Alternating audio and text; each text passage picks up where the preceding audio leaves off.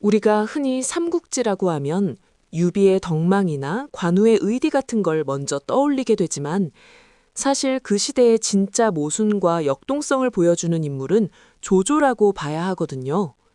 그런데 많은 분들이 조조를 단순히 난세의 간웅이라는 프레임으로만 보시는데 그의 시작이 얼마나 처절하고 비참한 콤플렉스 덩어리였는지는 잘 모르시는 것 같아요. 황제의 측근인 환관의 손자로 태어났다는 건 당시 주류 사회였던 명문 사대부들에게는 평생 지워지지 않는 낙인이자 구역질 나는 태생적 한계였거든요. 조조는 어린 시절부터 그들의 차가운 시선을 온몸으로 받아내며 자랐고 그런 사회적 멸시가 오히려 그를 지독한 실력주의자로 몰아넣었다고 볼 수 있습니다. 과연 그가 단순히 권력욕에 미친 인물이었을지 아니면 자신을 거부하는 세상을 부수고 새로운 질서를 세우려 했던 혁명가였을지는 그의 청년 시절을 들여다봐야만 알 수 있는 대목이죠. 맞아요. 조조가 겪었던 그 멸시라는 게 단순히 기분이 나쁜 수준이 아니라 당시 한나라를 지탱하던 유교적 가치관 자체에서 아예 배제되는 수준이었다는 게 핵심이에요. 당시에는 환관을 형벌을 받은 내시의 자손이라며 인간 이하의 취급을 하던 청류파 사대부들이 여론을 장악하고 있었거든요. 조조의 할아버지인 조등이 아무리 황제의 신임을 받고 권력을 휘둘렀어도 조조는 어디를 가든 환관의 자식이라는 꼬리표 때문에 주류 사회에 편입될 수 없는 경계인이었습니다. 이런 심리적 압박감은 보통 사람이라면 자포자기로 이어졌겠지만 조조는 오히려 학문을 깊게 파고들고 병법을 익히며 자신만의 내면적 요새를 쌓는 방식으로 대응했죠. 그는 당대의 시스템이 이미 썩어 문드러졌다는 걸 누구보다 빨리 깨달았고 그 틈바구니에서 어떻게 살아남아 위로 올라갈지를 본능적으로 설계하기 시작한 겁니다. 그 시스템의 붕괴를 상징하는 사건이 바로 십상시의 바로인데 이게 조조에게는 오히려 거대한 기회의 장이 열리는 신호탄이 되기도 했어요. 황제의 눈과 귀를 가린 10명의 환관들이 국정을 농단하면서 한나라라는 거대한 제국은 뿌리부터 썩어 들어가기 시작했거든요.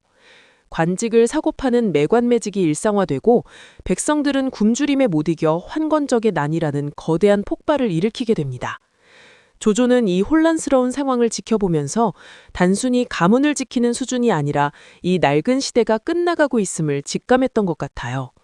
기성 권위가 무너지고 오직 실력만이 생존을 담보하는 시대가 오고 있음을 조조는 자신의 불우한 환경 덕분에 오히려 더 객관적으로 통찰할 수 있었던 셈이죠. 그 통찰력이 빛을 발했던 순간이 바로 조조가 낙양 북부위로 부임했을 때 보여준 파격적인 행보에서 여실히 드러납니다. 당시 낙양은 황제의 친인척들과 권력자들의 전횡으로 무법천지나 다름없었는데 조조는 부임하자마자 오색 몽둥이를 설치하고 법을 어기는 자는 지위 고하를 막론하고 처벌하겠다고 선포했거든요. 이건 단순히 성실한 공무원의 모습이 아니라 환관 가문 출신이라는 자신의 약점을 정면으로 돌파하며 나는 법과 질서를 세우는 자라는 정체성을 세상에 선언한 사건입니다.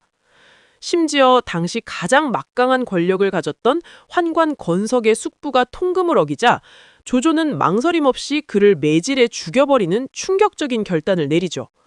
이 사건은 조조라는 이름 두 글자를 천하에 알리는 계기가 됐지만 동시에 기득권 세력과 돌이킬 수 없는 강을 건너게 되는 위험한 도박이기도 했습니다. 건석의 숙부를 죽였다는 건 그야말로 목숨을 건 도발이었는데 조조는 자신이 가진 배경이 오히려 독이 될 수 있다는 걸 알았기에 이런 극단적인 선택을 한 거예요. 그는 환관 가문의 혜택을 입고 있으면서도 환관 권력의 핵심을 타격함으로써 자신이 그들과는 다른 존재라는 것을 증명하고 싶어 했던 갈증이 있었던 거죠. 이 대담한 행동 덕분에 조조는 명사들 사이에서 난세의 간웅, 치세의 능신이라는 그 유명한 평가를 이끌어내며 비주류의 한계를 깨기 시작합니다. 하지만 세상은 조조의 이런 의지와 상관없이 급격히 파멸의 구렁텅이로 빠져들고 있었고 황건적의 불길은 제국 전역으로 번져나가고 있었어요. 중앙정부의 통제력은 이미 바닥을 드러냈고 각 지방에서는 스스로를 지키겠다는 명분 아래 무장한 호족들이 우후죽순 일어나기 시작했습니다.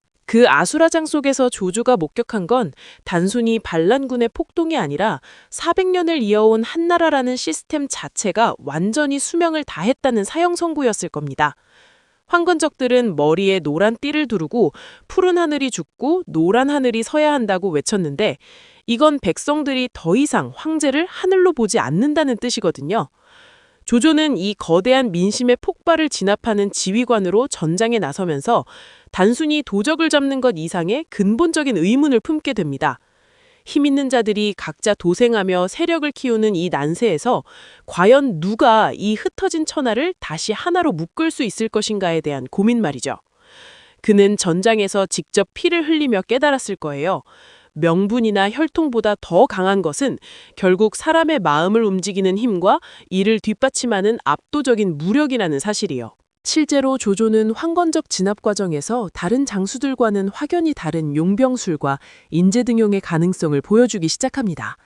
그는 적곤이었던 황건적 무리 중에서도 뛰어난 자들을 흡수하려 했고 출신 성분을 따지지 않고 오직 능력 위주로 자신의 세력을 구축하는 초석을 다졌거든요.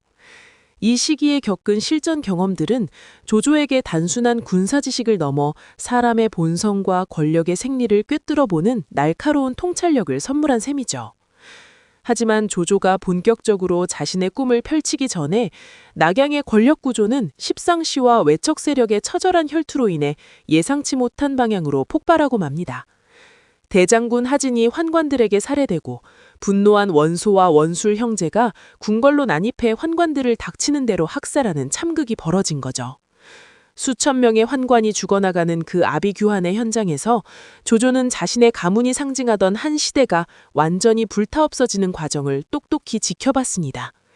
그리고 그 불길이 사그라들기도 전에 서량에서 올라온 거대한 눌빛 동탁이 낙양의 주인이 되기 위해 어둠 속에서 발톱을 드러내기 시작합니다. 동탁이라는 거대한 파도가 낙양을 집어삼키기 전부터 조조는 이미 자신만의 방식으로 이 썩어가는 제국에 균열을 내고 있었어요. 낙양 북부의 시절에 보여준 오색 몽둥이 사건은 단순히 신입 관리의 폐기 정도가 아니라 당시 한나라를 지탱하던 위선적인 질서 자체를 정면으로 부정하는 행위였거든요. 그가 성문에 걸어둔 5가지 색깔의 몽둥이는 지위 고하를 막론하고 법을 어기면 누구나 매질하겠다는 일종의 공포 섞인 선언이었는데 이게 당시 권력자들에게는 얼마나 가소로우면서도 섬뜩한 일이었겠어요. 조조는 황관 가문 출신이라는 자신의 태생적 한계를 오히려 법을 집행하는 칼날로 활용해서 기득권 세력의 허를 찔러버린 셈이죠.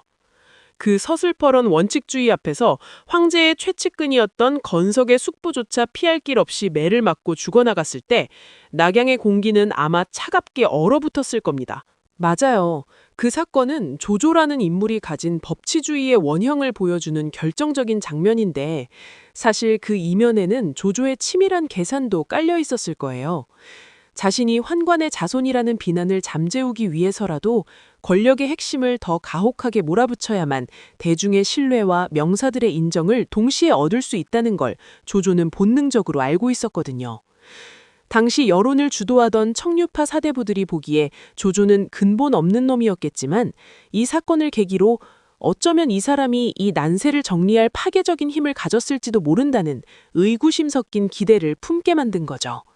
결국 이 사건으로 조조는 중앙정교에서 밀려나가 지방관직으로 쫓겨나다시피 했지만 역설적으로 그 이름 2글자는 천하에 각인되는 계기가 됐습니다. 그는 단순히 법을 지킨 게 아니라 법이라는 도구를 휘둘러서 자신이 서야 할 자리를 스스로 만들어낸 전략가에 더 가까웠다고 봐야 합니다. 그렇게 세상의 이목을 끄는 데 성공한 조조가 다음으로 발걸음을 옮긴 곳이 바로 당대 최고의 인물평론가였던 허속에 있는 곳이었다는 점도 흥미로워요. 당시에는 허소의 월단평 한마디에 선비의 인생이 결정되던 시절이니 조조 입장에서는 자신의 존재를 기성 사대부 사회에서 공식적으로 승인받고 싶어 하는 욕구가 엄청났을 겁니다. 기록을 보면 조조는 허소를 찾아가서 아주 집요하게 자신에 대한 평가를 요구했는데 허소는 처음에는 조조를 무시하거나 대답을 피하며 아주 껄끄러운 반응을 보였다고 하죠. 아마 허소 같은 정통 지식인의 눈에는 조조가 가진 그 위험한 야성과 날카로운 발톱이 기존의 유교적 가치관으로는 도저히 통제할 수 없는 이질적인 것으로 보였을 거예요. 하지만 조조는 물러서지 않았고 결국 허소의 입에서 그 유명한 치세의 능신, 난세의 간웅이라는 평가를 이끌어내기와 맙니다. 그 문장이 정말 조조의 본질을 꿰뚫는 소름 돋는 표현인 게 태평성대였다면 나라를 잘 다스리는 유능한 관리가 되었겠지만 세상이 뒤집히면 그 누구보다 영악하고 잔인하게 세상을 휘두를 영웅이 될 거라는 예언이잖아요. 재미있는 건 이 소리를 들은 조조의 반응인데 보통 사람 같으면 간사할 간자가 들어간 평가에 화를 낼 법도 한데 조조는 오히려 하늘을 우러러보며 크게 웃었다고 하죠. 그 웃음은 아마도 그래, 드디어 이 세상이 나를 제대로 알아봐 주는구나 라는 해방감과 앞으로 올 난세가 자신에게는 거대한 기회의 장이 될 거라는 확신에서 나온 웃음이었을 겁니다. 그는 자신이 도덕적인 성인군자가 될 수 없다는 걸 일찍이 인정했고 대신 이 무너져가는 시대가 요구하는 진짜 힘을 가진 인물이라는 걸 확인받고 싶어 했던 거예요. 결국 이 평가 하나가 조조에게는 비주류라는 꼬리표를 떼어내고 난세를 평정할 주인공으로서의 정당성을 부여해 준 셈입니다. 허소의 평가 이후 조조는 더 이상 자신의 배경을 부끄러워하거나 남들의 시선에 갇히지 않는 완전히 다른 차원의 인물로 진화하기 시작한 것 같아요.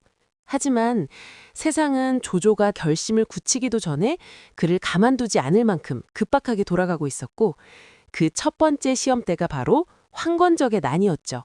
태평도의 교주 장각이 이끄는 수십만의 반란군이 제국 전역을 뒤덮었을 때 조종은 그야말로 패닉 상태에 빠졌고 조조는 기도위라는 직함을 받아 전장으로 달려가게 됩니다.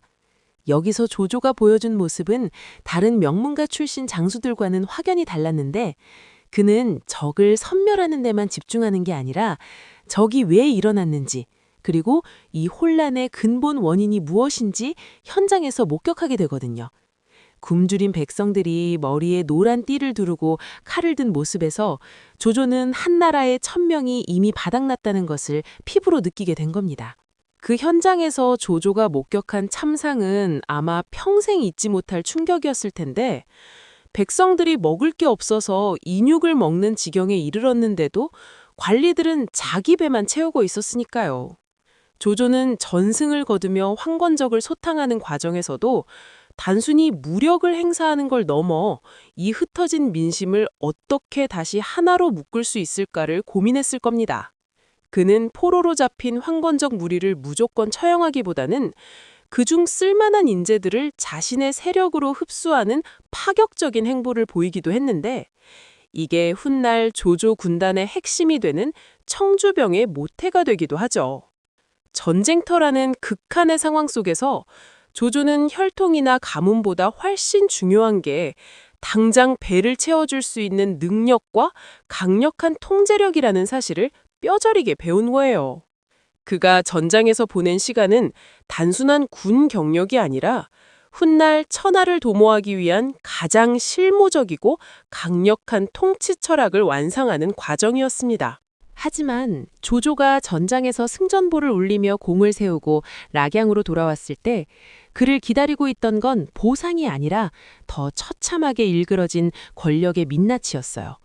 황제였던 영제가 세상을 떠나고 후계자 문제를 둘러싸고 외척 하진과 십상시가 벌인 그 피비린내 나는 권력 투쟁은 이미 국가의 기능을 상실한 한나라의 끝을 보여주고 있었죠.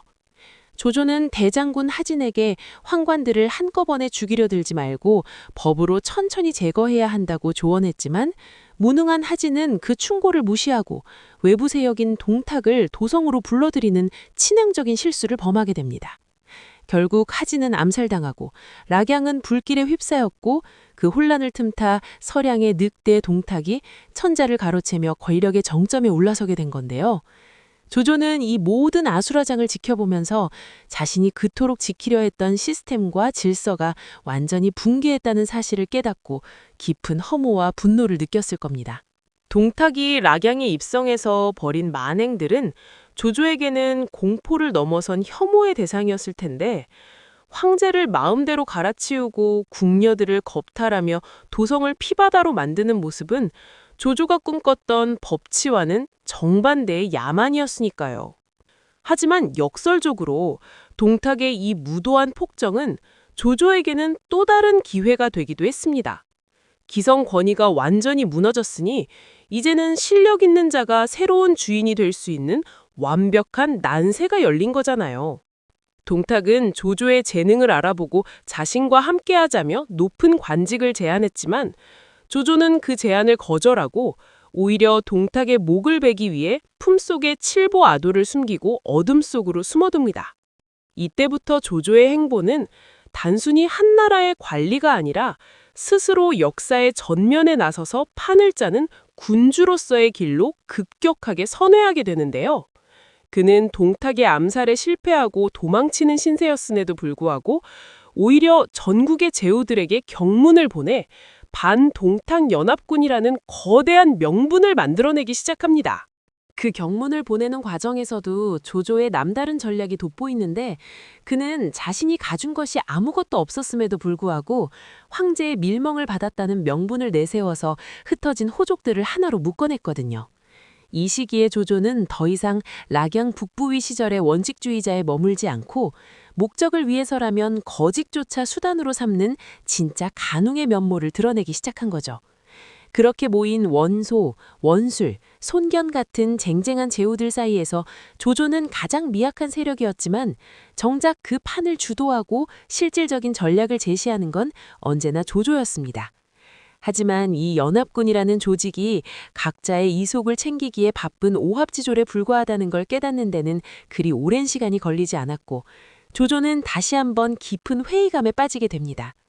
그는 동탁이라는 거대한 악을 앞에 두고도 서로 눈치만 보며 뒷짐을 지고 있는 제후들을 보면서 결국 이 세상을 구할 수 있는 건 남의 손을 빌린 연합군이 아니라 자신만의 강력한 군대뿐이라는 사실을 직감하게 되죠. 연합군이 지지부진한 소모전을 벌이는 동안 조조가 느꼈던 그 답답함이 훗날 그가 보여준 과감하고 독단적인 결단력의 자양분이 되었다는 점이 참 묘한 부분이에요. 특히 조조가 동탁의 군대를 추격하다가 서영에게 크게 패해 죽을 고비를 넘겼을 때 그 곁을 지켰던 건 대단한 명문가 사대부들이 아니라 조홍 같은 자신의 혈육들과 이름 없는 병사들이었거든요. 생사의 갈림길에서 조조는 깨달았을 겁니다. 명분 가득한 경문보다 더 확실한 건 내 목숨을 대신해 싸워줄 수 있는 진짜 내 사람들을 만드는 일이라는 것을요. 그는 패배의 쓴맛을 본 뒤 락양으로 돌아가지 않고 자신의 근거지를 마련하기 위해 조용히 힘을 기르며 다음 수순을 준비하기 시작합니다.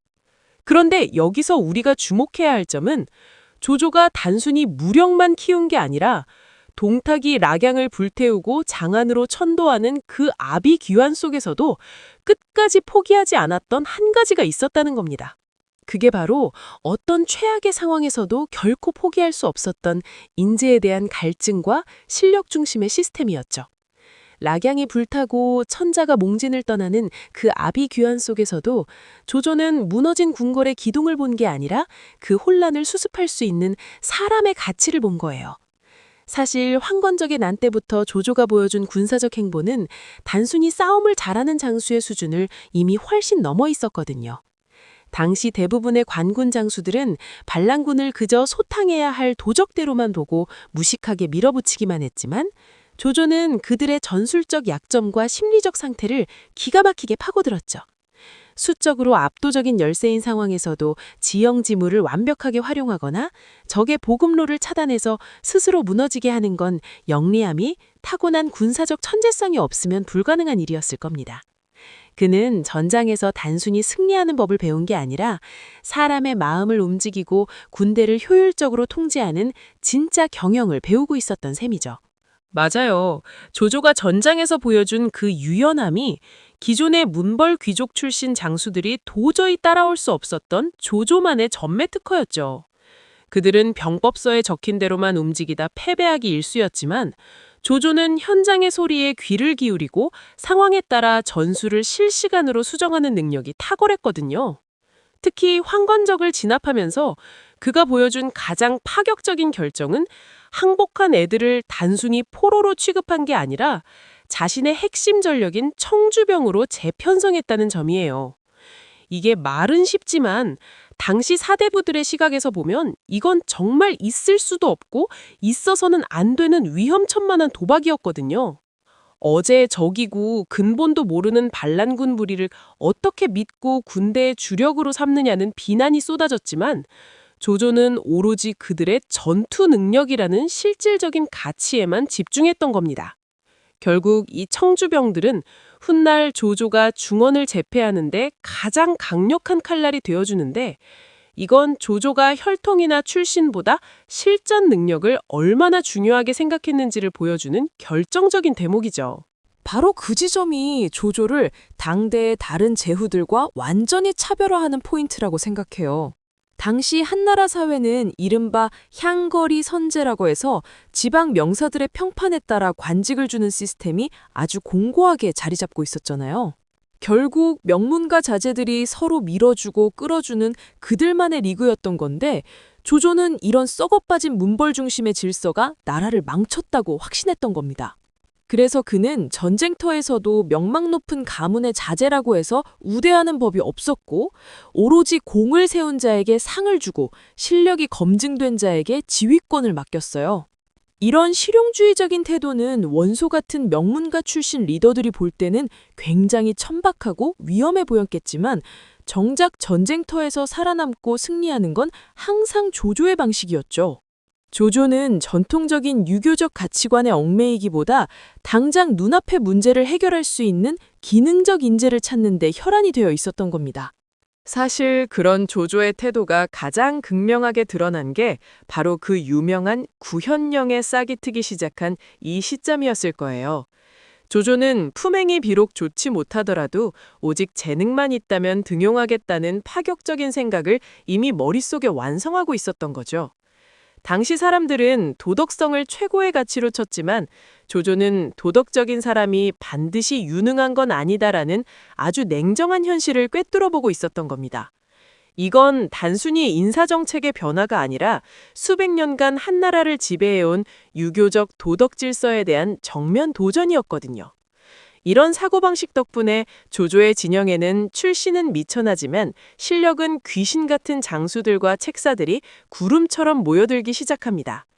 그는 자신을 암살하려 했던 자라도 재능만 있다면 용서하고 중용할 만큼 인재에 대해서만큼은 정말 지독할 정도로 실용적인 면모를 보여주었죠. 그런데 여기서 우리가 하나 잊지 말아야 할 게 조조가 단순히 실력만 강조한 게 아니라 그 실력을 뒷받침할 법과 원칙을 아주 엄격하게 세웠다는 점입니다. 조조는 전장에서 군령을 어긴 자는 자신의 친척이라도 결코 봐주지 않았고 승리한 뒤의 보상은 반드시 공정하게 나누는 시스템을 정착시켰거든요. 이게 왜 중요하냐면 당시 다른 제후들의 군대는 대개 사병 집단이나 가신그룹 같은 사적인 관계에 의존하고 있었기 때문이에요. 하지만 조조는 군대를 하나의 국가 조직처럼 시스템으로 움직이게 만들었고 그 안에서 모든 병사가 내가 실력만 있다면 조조 밑에서 성공할 수 있다는 확신을 갖게 했습니다. 이런 강력한 신뢰와 규율이 결합하면서 조조의 군대는 단순한 무력 집단을 넘어 난세를 평정할 수 있는 거대한 통치기구로 진화하기 시작한 거죠. 결국 조조가 보여준 군사적 천재성의 본질은 화려한 전술 몇 가지가 아니라 사람의 욕망을 정확히 읽고 그것을 조직의 힘으로 전환하는 시스템의 구축에 있었다고 봅니다. 그 시스템의 힘이 발휘된 결정적인 순간이 바로 연합군이 붕괴하고 모두가 각자 도생의 길로 접어들었을 때였죠.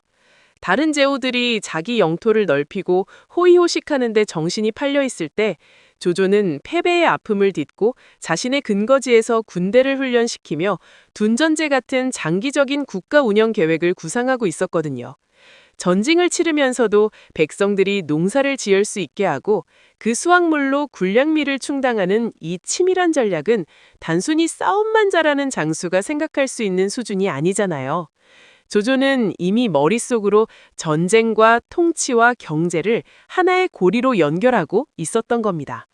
이런 준비된 리더십이 있었기에 동탁 사후에 벌어진 그 극심한 혼란 속에서도 조조만이 유일하게 역사의 다음 페이지를 써내려갈 준비가 되어 있었던 거죠. 그런데 사실 조조가 이렇게 자신의 세력을 키우며 독자적인 길을 걷기 시작했을 때 운명처럼 그에게 거부할 수 없는 거대한 제안 하나가 들어오게 되거든요. 그게 바로 위기에 빠진 천자를 보필해서 천하의 대명분을 손에 쥐라는 순육의 결정적인 조언이었죠. 당시 헌제는 이각과 곽사의 난동 속에서 굶주림과 생명의 위협을 느끼며 비참하게 떠돌고 있었는데 사실 다른 제후들은 이 천자를 모셔오는 게 득보다 실이 많다고 계산기를 두드리고 있었거든요. 천자를 모셔오면 사사건건 간섭을 받을 수도 있고 경제적인 부담도 만만치 않으니까 다들 눈치만 보고 있을 때 조조는 이것이야말로 난세를 끝낼 유일한 열쇠다라는 걸 본능적으로 직감한 겁니다. 단순히 땅을 넓히는 정복자가 아니라 무너진 국가 시스템을 재건하는 합법적인 권력자로 거듭날 기회를 포착한 건데 이건 조조가 가진 정치적 감각이 시대를 얼마나 앞서 있었는지를 보여주는 대목이죠. 그는 이 제안을 받자마자 망설임 없이 군대를 움직였고 결국 이 선택 하나가 조조를 일개 지역 군벌에서 천하를 호령하는 승상의 자리로 이끄는 거대한 서막이 된 셈입니다. 사실 조조의 인생에서 이 시점만큼 명분과 실리라는 두 마리 토끼를 완벽하게 잡아낸 순간도 드물었을 거예요. 맞아요. 조조가 천자를 품었다는 건 단순히 황제를 보호했다는 차원을 넘어서 자신의 철학을 국가의 시스템으로 이식할 수 있는 라이센스를 얻었다는 뜻이기도 하거든요. 다른 제후들이 유교적 명분론에 갇혀서 겉으로만 충성을 외칠 때 조조는 그 허울뿐인 명분을 가져다가 실질적인 법치와 능력주의를 구현하는 도구로 활용했다는 게 정말 무서운 점이죠. 그는 환관의 손자라는 신분적 꼴레 때문에 평생을 주류 사회의 멸시 속에서 살았지만 오히려 그 상처가 가문이 아니라 오직 실력으로 증명하는 세상을 만들겠다는 강한 동력이 된 겁니다. 우리가 흔히 조조를 냉혹한 간홍이라고 부르지만 사실 그 이면에는 난세의 백성들을 굶주림과 전쟁에서 구해내기 위해 가장 효율적이고 현실적인 답안지를 찾아내려 했던 치열한 고민이 녹아 있었던 거죠. 조조는 전통적인 귀족 사회가 가진 위선을 걷어내고 철저하게 결과와 실적으로 평가받는 새로운 시대를 열고자 했고 그 발판이 바로 이 혼란스러운 초기 여정 속에서 완성된 거예요. 결국 조조가 구축한 이 독자적인 세력은 단순히 군사력이 강해서가 아니라 그 누구보다 명확한 비전과 공정성이라는 철학적 토대 위에 세워졌기 때문에 그토록 강력했던 겁니다. 그래서 조조의 초기 여정을 복귀해보면 그가 겪었던 수많은 좌절과 콤플렉스가 어떻게 난세의 영웅이라는 결과물로 승화되었는지가 명확하게 보이죠. 젊은 시절 낙양에서 법을 엄격하게 집행하다가 좌천당하고 동탁 암살에 실패해서 도망치던 그 비참한 순간들이 결국 그에게 새 생을 바꾸려면 힘뿐만 아니라 시스템이 필요하다는 사실을 뼈저리게 가르쳐준 겁니다. 그는 자신을 비웃던 명문가 자제들을 실력으로 압도하면서도 결코 오만함에 빠지지 않고 끊임없이 인재를 구하며 자신의 부족함을 채워나갔잖아요. 특히 항복한 청주병들을 포용하거나 미천한 신분의 가휴 같은 책사들을 중용하는 모습은 당시의 상식으로는 상상도 할 수 없는 파격 그 자체였다고 봐야죠. 이런 조조의 모습은 수백 년이 지난 지금 우리에게도 우리가 가진 한계가 무엇이든 그것을 어떻게 해석하고 활용하느냐에 따라 인생의 항로가 바뀔 수 있다는 묵직한 메시지를 던져줍니다. 환관의 손자라는 신분적 굴레를 스스로 깨부수고 제국의 설계자로 거듭난 조조의 이 치열했던 전반전은 사실상 삼국지라는 거대한 대서사시의 가장 뜨거운 시작점이었다고 할 수 있습니다. 결국 난세라는 건 기존의 질서가 무너진 혼란이기도 하지만 동시에 조조처럼 준비된 이들에게는 자신의 가치를 증명할 수 있는 거대한 기회의 장이었기도 했던 거죠. 우리가 이번 파트에서 살펴본 조조의 모습은 단순히 승리만을 쫓는 전쟁광이 아니라 무너진 세상을 다시 세우기 위해 자신만의 철학적 기반을 닦아나가는 고독한 혁명가에 더 가까웠습니다. 자신의 출신 성분을 비웃는 세상에 실력으로 응수하고 모두게 포기한 인재들에게 기회를 주며 결국은 천하 통일의 거대한 꿈을 향해 뚜벅뚜벅 걸어나갔던 그 발자취는 여전히 많은 시사점을 남깁니다. 그는 자신이 가진 콤플렉스를 원망하는 대신 그 결핍을 세생을 뒤엎는 에너지로 바꿨고 그 에너지는 이제 거대한 제국을 세우는 기초석이 되었습니다.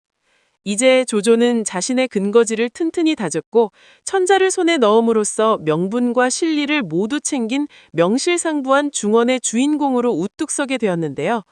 과연 그가 이 강력한 권력을 쥐고 어떻게 헌재를 옹립하며 허도로 천도하는 대담한 정치적 승부수를 던지게 될지 그 흥미진진한 다음 이야기는 제2부에서 계속 이어가 보도록 하겠습니다.